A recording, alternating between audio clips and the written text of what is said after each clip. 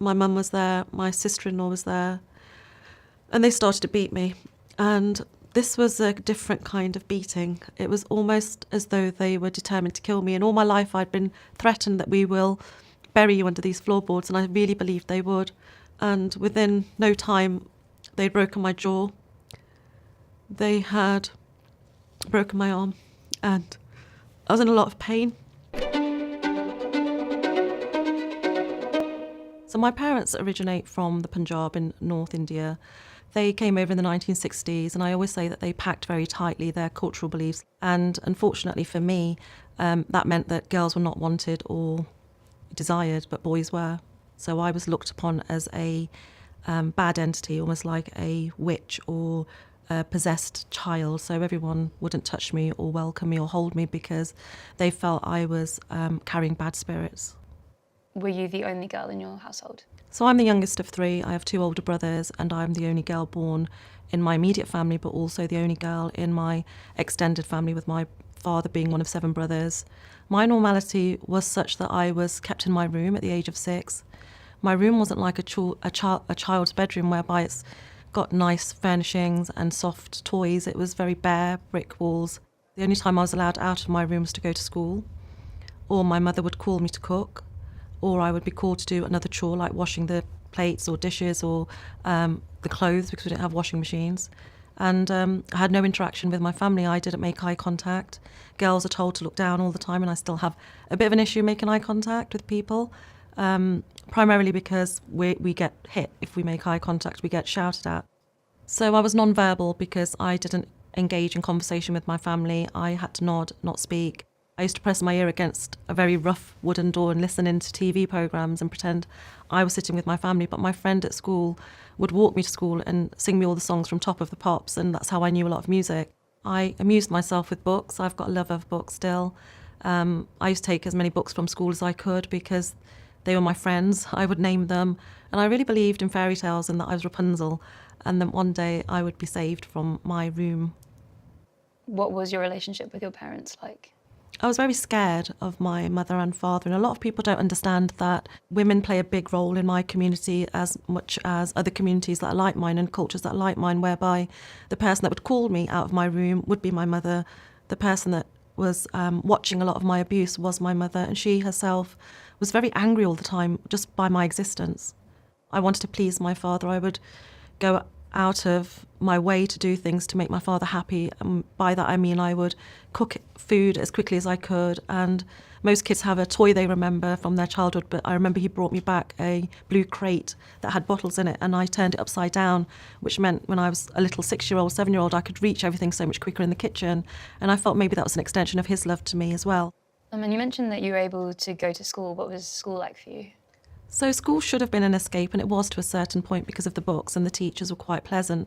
But I was the only person of colour in my school with my brother. So you would hear the word scrap and people running, and it was because I was being piled upon and beaten, or it was my brother being beaten.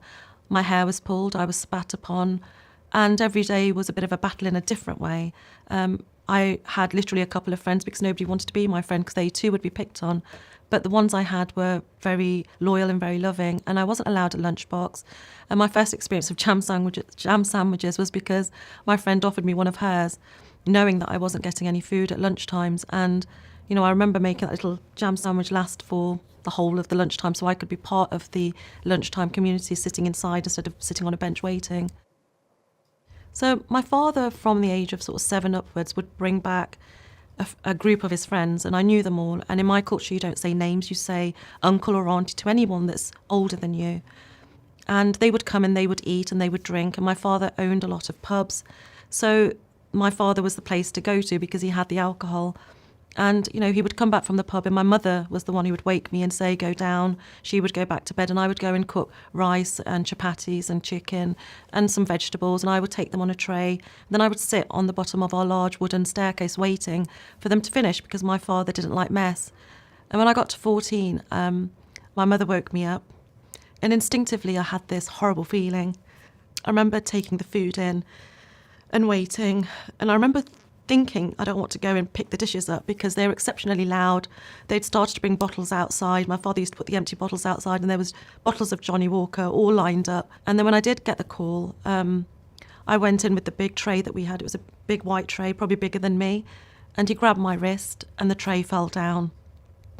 And he was the first person to throw me onto the table and rape me. I didn't know what was happening. I was too young. I closed my eyes. But I lived without the ability to see. So I knew each person's sound of who it was, each person's touch almost. And it was a very horrific attack by 7 or 8 men on me. And I was thrown from person to person. I was beaten. I was bitten. And eventually I must have passed out. And when I came to, it was because my mother opened and closed the door and woke me up. And I remember not having my bottom part of my clothes on, and I was literally lying in a bath of my own blood. And the first thing I thought about was, there's food everywhere, on the walls, on the floor, and I'm going to be in so much trouble. I didn't actually give myself any consideration because I believed I wasn't worth anything, because that's what they had taught me from birth to believe.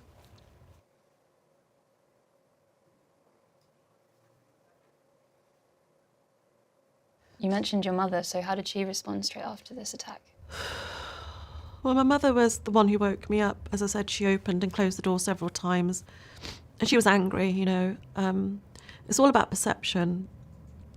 I look back sometimes and I say, could she have done anything?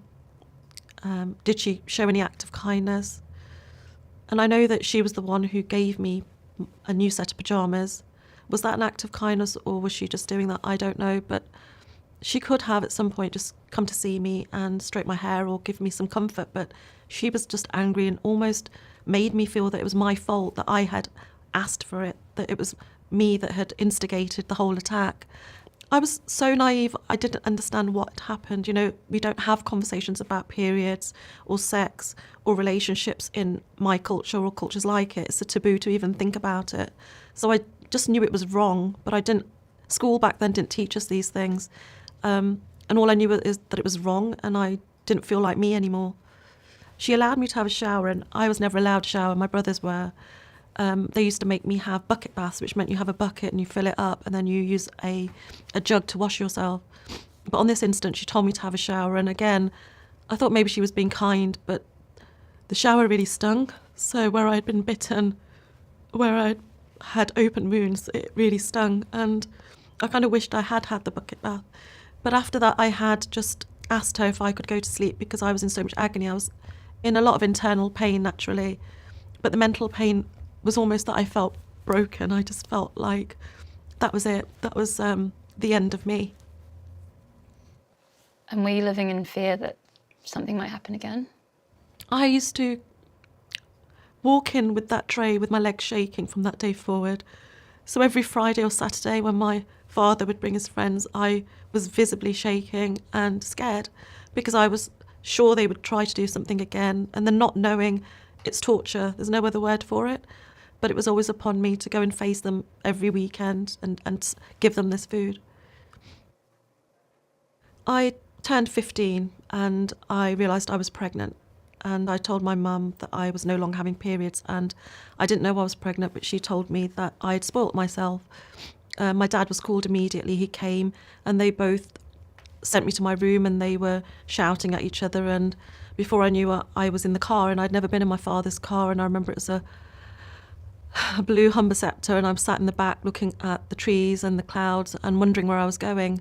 And they took me somewhere in the West Midlands to a clinic, and I remember arriving in the clinic and there were lots of women. I remember the whole procedure, and this was a clinic where I was going to have an abortion.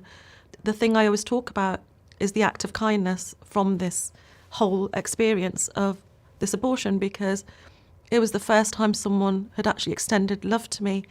And it was in the form of a lady where after the procedure they make everyone sit on a grass verge, and I had my sort of clinic gown on, and she brought me a cup of tea. But it wasn't the tea that she handed me, it wasn't the fact that she handed me tea, it was the fact she reached out and touched my hair and stroked me in a very maternal way. And I think it doesn't matter how old you are, we all crave love. And I realised at that point I really was craving some love from another human. And I realised as well that maybe I wasn't as bad because she didn't catch anything by touching me. And I was told all my life and believed it, that if someone touched me, they would catch this evilness that I was containing. And when we got home, on the way home, my parents were really upset, saying, what are we going to do with her? This is such a problem. Nobody will marry her, because to get an arranged marriage, you have to be a virgin. And I wasn't a virgin, and I blamed myself. So my father was really anxious for a while after the abortion, saying that what will we do? How are we going to do this? What are we going to do with her? And there was talks about me being sent to India, where they would either marry me to an older man or kill me. One of the people that had raped me came forward. He was the person that bit me. And he came forward and said that he would take me. He wanted to have me in his house so that he could have me as a sex slave and his wife could have a servant. But his son was dating a white English girl, and in our culture that's not allowed, but it's very common. And they were going to have me marry the son so that the community thought that the son was good. It was a sham wedding. It was very rushed. I was very young, but my father and he started to make a trade for me. They placed a silk scarf over my head, and I was forced to sit down. And I have a few pictures, and I look at those pictures and think, what was going through your head? You look so scared. Because I thought, when I go to his house, will he call his friends? Will I be a victim again of a group rape? I didn't know what to expect. And my father and he argued about gold and money. And eventually they came to an agreement, and everyone was happy. And I kept hearing this word, happy, happy, happy. And I didn't know what happy was. I got to the age of 16 and I was married. And when I walked into the marital home, I first of all noticed how small it was. And they led me to a room and said, this is your room downstairs. We sleep upstairs, but you don't. And the room was like a makeshift cupboard with a small bed and an open space for clothes. They took all of my gold that I was wearing for the wedding ceremony. They took all of my belongings, and they handed me old things and said I must get a job. I didn't really ever speak to the person I was married to. He was living his life. He was happy. I don't think people understand that cultures like mine, the in-laws, play a very big part in mental abuse and physical abuse, and often sexual abuse. It's not spoken about because there's a taboo, there's a stigma of saying anything, but the amount of mental abuse a bride or a girl experiences from her in-laws is actually, it destroys that person. I was told that I would do all of the cooking, and there was no door so that I could be accessible to my father-in-law, who would come in and rape me and attack me and threaten me. He had a real craving for control and to scare me, which he did. There was a thing in the 90s called the bride burning, which meant there was a lot of brides being burnt in the area I lived. And what I mean by that is they were giving their husbands baby girls. So the women from the community and the mother-in-laws and the father-in-laws would blame the bride, and they would pour petrol over the girl and set her on fire. And the police would turn up and disappear, thinking it was a suicide.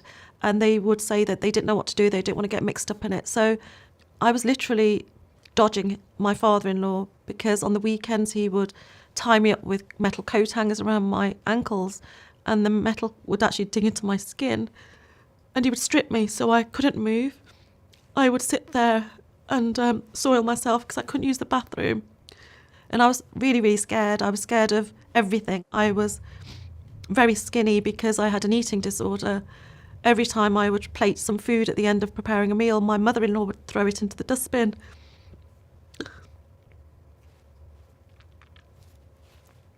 And tell me, she would tell me to eat out of the bin, because she said it's not your father's house and you don't deserve to eat like one of them. And at first, I used to try and get food out of the bin because I was hungry, but then I just gave up. Sorry. Are you ready to keep going? Thank you. You mentioned that you had a job. How did it feel having that sense of independence finally? I actually started to discover me at work. I started to discover who I was. I got this job and I started to notice a different culture, and I quite liked to take some control of my own life in the workplace. But I also wanted to do well because I thought if I earned more money for them, they might leave me alone. And I did make some friends, who were very important in my journey, I guess. In my second job, that was selling kitchens on the phone, which I absolutely loved because it meant I was constantly on the phone talking to people. I met an Indian girl who had a Nigerian boyfriend, and we connected because we were both Indian, but she would notice things and she would say, why are your ankles bleeding? Why do you have bruises? And I felt I could trust her. So I started to tell her things, and she didn't judge. She didn't judge or make me feel stupid or silly. She actually would just listen. And then one day she said, my parents weren't very understanding, but they are now because I'm older. Why don't you go back to your parents' house if you're so scared and so unhappy? And I started to, again, dream about things because I was a daydreamer. I started to almost visualise this fairy tale of walking into my parents' home and them holding me tightly and telling me that they loved me and they were proud of me, because I think that's what every person wants their parents to be like, to give them that love. So I went to work one day and I never went back. I got onto a bus to my parents' house, and I was sat on the bus unknowingly celebrating to myself that I'm going back home.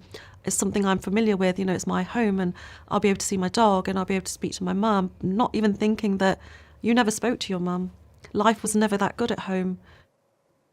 What happened when you did arrive home? I wasn't scared for the first time. I was kind of excited to see my family. I hadn't seen them for 4 years. And my father opened the door. I was a little bit surprised he was at home because it was during the day. It was mid-afternoon. And immediately he pulled me in by my ponytail and dragged me in, and I thought, I've just made the biggest mistake of my life. He took me into the same room in which I was raped. My brother was there, my eldest brother. My mum was there, my sister-in-law was there.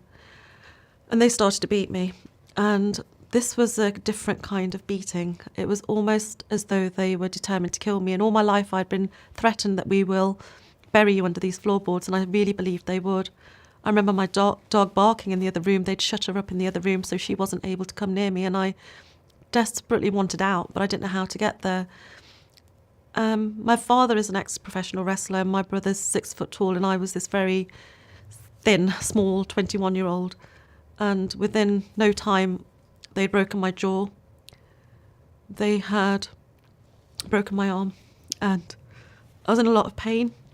I was literally bouncing off the walls like a little rag doll, and I fell to the floor. You'd never forget what people say and how they say it. And they were telling me I was a disappointment, that they knew that this would happen because I was a girl and they didn't want that girl. They should have killed me from birth. And what they meant by that is when I was born, a lot of girls were put into plastic bags and suffocated and buried in the garden. And I know this because people would come to my mum's house and give birth to a girl and not report the birth, so nobody knew about the pregnancy. So I was always told I was very lucky to be alive, and I was really scared of dying. My brother started to kick me, my father started to stomp on me, and they displaced my hip, and there was probably no part of my skin that wasn't cut or covered with bruises or blood.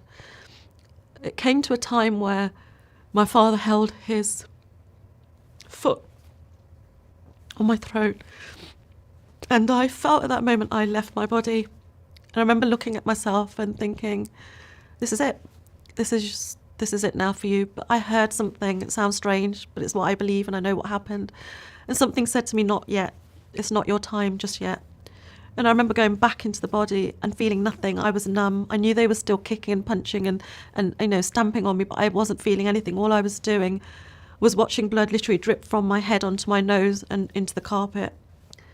And they continued. I remember feverishly looking up towards my mum and my sister-in-law, maybe in a way to ask for help. And I remember them standing with their arms crossed, and they were very, very angry. And before I knew it, my other brother walked in, shouted, "Not here," and they all just disappeared very quickly. And I remember passing out and coming to and passing out. And the door opened and somebody said, "They're going to take you to India, ask for help, it's security." And I thought, what a silly thing to say to me, because if I have my brother on one side and my father on the other, I'm not going to ask for help. And I thought to myself, I'm already dead. I don't want to live anymore. But then this little voice was saying, no, I don't want to die. And I tried to get myself up, but I couldn't. I tried to, almost like a baby, crawl, and I couldn't. So I started to talk to myself, and I said, if you can get to the door and you can reach the handle, you've only got to get to the kitchen. If you can get to the kitchen, you've only got to get to the back garden. If you can get to the back garden, you will be free. I didn't even know what free meant or where I would go, but I knew I had to get out of there. And it sounds very fictional, I know. And I know I looked literally like something out of a horror movie, but I started to move and my body was stiff because I'd laid in the same position for days and I was dirty and smelly. And like I said, I was covered in blood everywhere. But I started using this part of my arm and I shuffled forward and I would fall. I would internally cry because I was too scared to make a noise. I knew I had a very small window of opportunity before this angry household would know that I'm trying to escape. But I did, and I got to the door, and then I got to the kitchen. And when I got to the garden, my father had this 6-foot high wall, and I thought, I'm not going to be able to do this. And I sat there, literally, and thought, I can't do it. And my dog came. And she was the loudest person. She would bark. She would make so much noise. The neighbours would complain. And I remember touching her wet nose and almost begging her not to say anything. And I really believe sometimes in life we really come to a crossroads where we just need one person to say, you've got this, in whatever form they come. And I believe in angels. And I felt she was this messenger or an angel saying to me, go, because she looked up and she looked back at me. And somehow I managed to get on top of this fence, and then I fell on the other side in quite a loud way, thinking they might hear me. But I crawled, literally crawled, over to a little park opposite my house, and I passed out in the bushes and they never found me. And when I woke up, it was early hours of the morning. I have no idea what time it was, but the birds were singing, and I managed somehow to get to a taxi rank, which wasn't too far away. And when I got there, I had no money. I could barely stand. And the person that came to me was this white British man, and he was so kind, and he said, who's after you? What's happened? And I said, my parents are trying to kill me.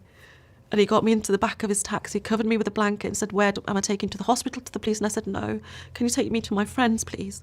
And he did. He took me to a place called Market Harborough, which is in Leicestershire, where my friends lived. But nobody answered the door. But he didn't leave me. He stayed with me and eventually took me to the police station. And I remember collapsing in the police station. And I remember the policeman saying what happened, started to take photos. And I told him it was an attempted honour killing.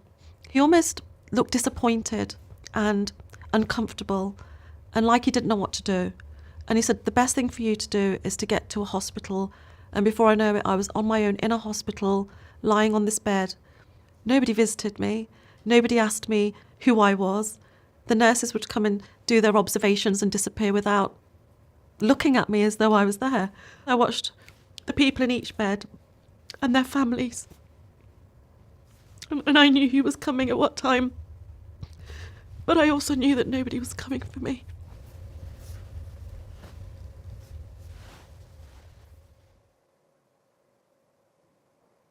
Have you had any communication with your family since you left? My brother came looking for me 15 years after I had moved out because he had attacked his partner at the time with a hammer. And the police had put him into some sort of program whereby he didn't have to do jail time if he put right what he had ever done in his life. And he said to them openly that he had attacked me in an honour killing attempt. And I was scared because I was still scared of my brother, and he asked for forgiveness. And I said, I forgave you all a long time ago, but I just cannot forget. People don't understand why I've forgiven them, but I forgave them the moment they did something wrong because that's the kind of person I was. I don't speak to my parents now.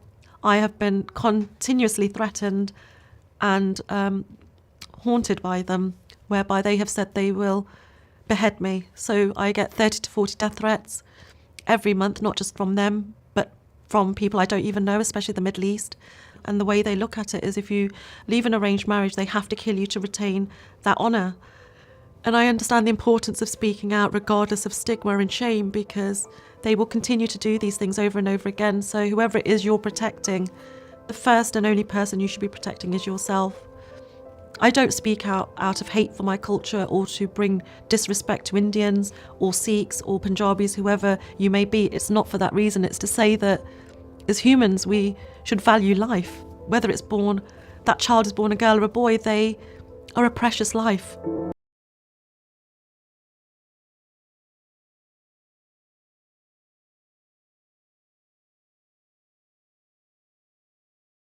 This video features Nina Awilk sharing the traumatic story of her upbringing and survival. She describes a life of severe abuse within her family, culminating in an attempted honor-killing attack. Childhood isolation and abuse. Nina explains how she was unwanted as a girl in her family and kept locked in a bare room, allowed out only for school or chores. She was forced to be nonverbal and frequently beaten by her parents. Sexual abuse by family friends.